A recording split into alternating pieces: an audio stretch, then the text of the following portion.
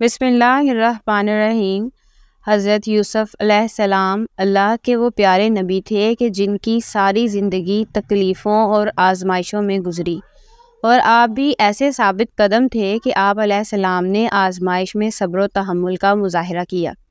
آج کی ویڈیو میں حضرت یوسف علیہ السلام کی وفات کے بارے میں بات کریں گے اور بتائیں گے آپ کو یہ راز کہ کیوں حضرت یوسف کو پانی میں دفن کیا گیا تھا، اور پھر 400 سال بعد کس لیے آپ کا تابوت پانی سے نکال کر آپ کے جسم کو دوبارہ حضرت موسیٰ علیہ السلام نے دفن کیا۔ ناظرین گرامی، جب اللہ تعالیٰ نے حضرت یوسف علیہ السلام کو بادشاہت بخشی تو حضرت یوسف علیہ السلام کے سوتیلے بھائی اپنے بھائی بنیامین کی رہائی کے لیے گئے۔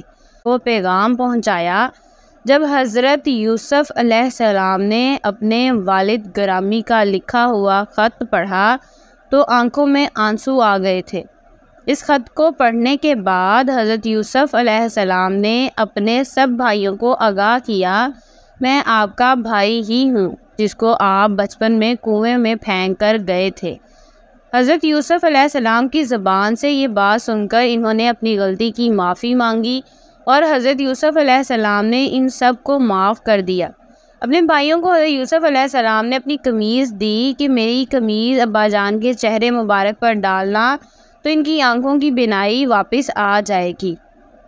جب ہمارے بابا کی بینائی واپس آ جائے گی تو آپ سب گھر والے میرے پاس مصر میں تشریف لے آنا۔ یہ بات سن کر آپ علیہ السلام کے سب بڑے بھائی یہودا کہنے لگا کہ میں یہ کرتا لے کر جاؤں گا، میں ابا جان کو یہ قمیض دوں گا کیونکہ میں نے یوسف کا بکری کے خون سے تر کرتا ابا جان کو دیا تھا، جس کی وجہ سے ابا جان کو بہت ہی تکلیف ہوئی۔ جب میں یہ کرتا ابا کے حوالے کروں گا تو ان کو بہت ہی خوشی ہوگی، جس کی وجہ سے وہ مجھے معاف کر دیں گے۔ حضرت یوسف کا بھائی یہودا وہ کرتا لے کر مصر سے کنعان کی طرف گیا۔ حضرت یوسف نے اپنے باپ اور گھر والوں کو لانے کے لیے 200 سواریاں بھی ہمراہ بھیجی۔ یہودا جیسے جیسے مصر سے کنعان کے قریب جا رہا تھا تو حضرت یوسف علیہ السلام کے کرتے کی خوشبو حضرت یعقوب کو آ رہی تھی۔ اس کا ذکر حضرت یعقوب علیہ السلام اپنے پوتوں سے اس کا ذکر کیا تھا۔ اس بات کا تذکرہ قرآن مجید میں اس طرح بیان کیا گیا ہے۔ یعقوب کہنے لگے کہ اگر تم مجھے یہ نہ کہو کہ بوڑھا سٹیا گیا ہے تو مجھے یوسف کی خوشبو آ رہی ہے۔ تو یعقوب کے پوتوں نے کہا، آپ علیہ السلام اب بھی اس پرانی بات پر اڑے ہوئے ہیں، بھلا کہاں یوسف اور کہاں ان کی خوشبو؟ یہودا جب حضرت یوسف علیہ السلام کا کرتا لے کر اپنے باپ کے پاس گئے، انہوں نے کرتا حضرت یعقوب علیہ السلام کی آنکھوں پر ڈالا تو ان کی آنکھوں کی بینائی واپس لوٹ آئی۔ جس پر حضرت یعقوب علیہ السلام نے کہا، کیا میں نے تم سے یہ نہیں کہا تھا کہ اللہ کے بارے میں جتنا میں جانتا ہوں تم نہیں جانتے؟ اس کے بعد حضرت یعقوب علیہ السلام نے تہجد کی نماز پڑھ کر اللہ سے دعا کی کہ یا اللہ میرے سب بیٹوں کو معاف فرما۔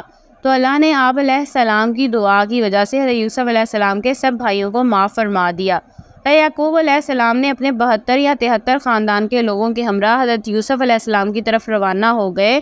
جب حضرت یعقوب علیہ السلام کا قافلہ مصر کے پاس پہنچا تو حضرت یوسف علیہ السلام بہت ہی بڑے جلوس کے ساتھ اپنے خاندان کا استقبال کرنے کے لیے مصر کے دونوں طرف کھڑے تھے۔ لشکر کی بہت ہی زیادہ تعداد دیکھ کر یعقوب علیہ السلام نے اپنے بیٹے یہودا سے پوچھا، کیا یہ فرعون مصر کا لشکر تو نہیں ہے؟ یہودا نے جواب دیا، ابا جان یہ آپ کے بیٹے حضرت یوسف علیہ السلام کا لشکر ہے جو آپ علیہ السلام اور گھر والوں کے استقبال کے لیے کھڑے ہیں۔ یہ بات سن کر حضرت یعقوب علیہ السلام حیران ہوئے تو اللہ نے حضرت جبرائیل علیہ السلام کو حکم دیا کہ حضرت یعقوب علیہ السلام کو فرماؤ کہ ذرا اپنا سر اوپر اٹھا کر دیکھو، آسمان کے فرشتے بھی آپ کی خوشی میں شامل ہونے کے لیے تشریف لائے ہیں، جو آپ علیہ السلام کے ساتھ حضرت یوسف علیہ السلام کے جدا ہونے کے غم میں روتے رہے۔ اس کے بعد حضرت یعقوب علیہ السلام اپنے لخت جگر حضرت یوسف علیہ السلام کو ملے۔ 40 سالوں کے بعد ہونے والی ملاقات نے باپ اور بیٹے کی آنکھیں نم کر دی۔ پھر یوسف علیہ السلام اپنے خاندان کو لے کر دربار میں چلے گئے۔ حضرت یعقوب علیہ السلام کو یوسف علیہ السلام نے سہارا دیتے ہوئے تخت شاہی پر بٹھا دیا۔ اس تخت شاہی کے ارد گرد آپ کے 11 بھائی اور سوتیلی ماں بھی موجود تھی۔ اس کے بعد آداب شاہی کے احترام میں سب نے حضرت یوسف علیہ السلام کو سجدہ کیا۔ تفسیر میں لکھا ہے کہ یہ سجدہ تعظیمی تھا جو اس وقت جائز تھا۔ سب کے سب یوسف علیہ السلام کے سامنے سجدے میں گر پڑے۔ حضرت یوسف علیہ السلام نے اپنے والد محترم سے فرمایا، ابا جان یہ میرے پہلے خواب کی تعبیر ہے۔ بے شک اللہ تعالیٰ نے مجھ پر بڑا احسان کیا ہے، بے شک اللہ نے مجھے قید سے نکالا، آپ سب کو گاؤں سے لا کر مجھ سے ملاقات کروا دی، بے شک اللہ بہت ہی مہربان ہے، جو چاہتا ہے وہ کر گزرتا ہے۔ یعنی کہ میرے 11 بھائی ستارے ہیں اور میرا والد سورج اور میری والدہ چاند ہیں، یہ سب مجھے سجدہ کر رہے ہیں۔ مصر کا بادشاہ حضرت یوسف علیہ السلام پر ایمان لے آیا، اسے ساری بادشاہت حضرت یوسف علیہ السلام کے سپرد کر دی، اس لیے نبی اسرائیل کو یہاں حکومت مل گئی اور وہ مصر میں آباد ہو گئے۔ حضرت یعقوب علیہ السلام نے اپنی باقی کی زندگی حضرت یوسف علیہ السلام کے ساتھ خوش و خرم سے گزاری۔ حضرت یعقوب علیہ السلام تقریباً 24 سال تک مصر میں رہے۔ مصر میں ہی حضرت یعقوب علیہ السلام نے وفات پائی تو حضرت یوسف علیہ السلام نے حضرت یعقوب کو حضرت ابراہیم اور حضرت سعد علیہ السلام کے ساتھ دفن کر دیا۔ پھر جب حضرت یوسف علیہ السلام وفات پا گئے تو وہاں مصر کے لوگوں میں لڑائی پڑ گئی۔ ہر کوئی چاہتا تھا کہ حضرت یوسف کو ان کے علاقے میں دفن کیا جائے تاکہ برکت اور رحمت۔ پھر مصر کے علماء نے بیٹھ کر یہ فیصلہ کیا حضرت یوسف کے جسم کو سنگ مرمر کے تابوت میں ڈال کر دریائے نیل میں ڈال دیا جائے، جس سے دریا کا پانی قبر کو چھو کر گزر کر سارے گاؤں میں پہنچ جایا کرے گا اور آپ علیہ السلام کی رحمت ہر گھر میں قائم رہے۔ تبھی حضرت یوسف علیہ السلام کو دریائے نیل کے بیچ میں تدفین کر دیا گیا۔ لیکن حضرت یوسف نے مرنے سے پہلے یہ وصیت کی کہ مجھے حضرت جبرائیل نے خبر دی ہے کہ میری آنے والی نسلیں یہاں سے ہجرت کر جائیں گی اور میرے لوگ میرے تابوت کو نکال کر یہاں سے لے جائیں گے اور مجھے میرے باپ، دادا اور پردادا کے ساتھ دفن کر دیا جائے گا۔ 400 سال گزرنے کے بعد فرعون مصر بنی اسرائیل پہ ظلم ڈھانے لگا تو اللہ نے حضرت موسیٰ کو ان کی طرف پیغمبر بنا کر بھیجا۔ موسیٰ علیہ السلام نے جب فرعون کا تختہ الٹا کیا اور اپنی قوم کو لے کے مصر سے جانے لگے تو کافی سفر کے بعد بھی اللہ کے نبی موسیٰ علیہ السلام اپنی منزل سے محروم رہے۔ بالآخر آپ کے پاس جبرائیل امین نازل ہوئے اور کہنے لگے کہ اللہ کا حکم ہے کہ اپنے جد حضرت یوسف علیہ السلام کی وصیت کو پورا کرو۔ یہاں آپ کو حدیث مبارکہ بیان کرتے ہیں۔ امام ابن ابی حاتم کی ایک حدیث میں ہے کہ نبی کریم صلی اللہ علیہ وآلہ وسلم کسی عربی کے ہاں مہمان ہوئے، اس نے آپ کی بڑی خاطر تواضع کی۔ واپسی میں آپ نے فرمایا کبھی ہم سے مدینہ میں بھی مل لینا۔ کچھ دنوں بعد عربی آپ کے پاس آیا، حضور نے فرمایا کچھ چاہیے؟ اس سے کہا ہاں، ایک تو اونٹنی دیجیے ماں ہو دج کے اور ایک بکری دیجیے جو دودھ دیتی ہو۔ آپ نے فرمایا افسوس تو نے بنی اسرائیل کی بڑھیا جیسا سوال نہ کیا۔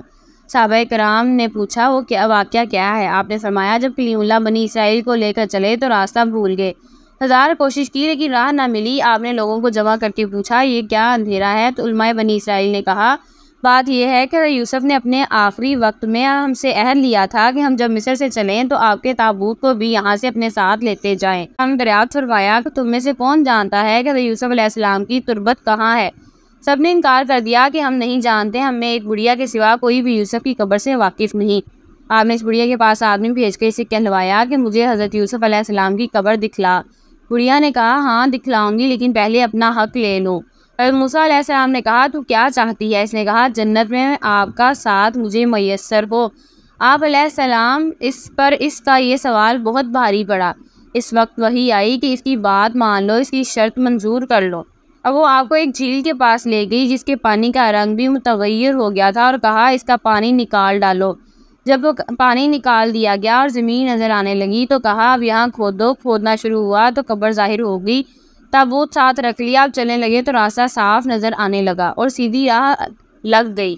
جو آپ کا تابوت تھا وہ سنگ مرمر کا بنا ہوا تھا اور اس کو حضرت موسیٰ فلسطین لے گئے۔ آپ نے تابوت یوسف اپنے ساتھ اٹھا لیا، کہا گیا کہ خود آپ نے ہی اسے اٹھایا تھا اور حضرت اسحاق اور حضرت یعقوب کے برابر لا کر ان کو دفن فرما دیا۔ سبحان اللہ! اللہ پاک نے کیسے حیران کن طور پر 400 سال حضرت یوسف کی قبر کو پوشیدہ رکھا اور پھر حضرت موسیٰ نے ان کے تابوت کو مصر سے فلسطین لے گئے۔ خیر حضور اکرم صلی اللہ علیہ وآلہ وسلم نے صحابی کو فرمایا کہ مجھے تو شک تھا کہ کہیں تم نہ کہہ دو کہ یا رسول اللہ میں آپ کا ساتھ چاہتا ہوں، جنت میں آپ کے ساتھ رہوں۔ یہ واقعہ مسند بازار سورۃ غافر کی تفسیر اور اس کے علاوہ تفسیر ابن کثیر میں بھی اس واقعے کو مسند حوالہ جات سے بیان کیا گیا ہے۔ اللہ پاک سے دعا ہے کہ وہ ہمیں مکہ مکرمہ اور مدینہ میں حاضری کے بعد یوسف علیہ السلام کی قبر کی بھی زیارت نصیب فرمائے اور ہمارے تمام گناہوں کو معاف فرما کر جنت الفردوس کو ہمارا ٹھکانہ بنا دے۔ آمین لکھنا مت بھولیے گا۔ جزاک اللہ۔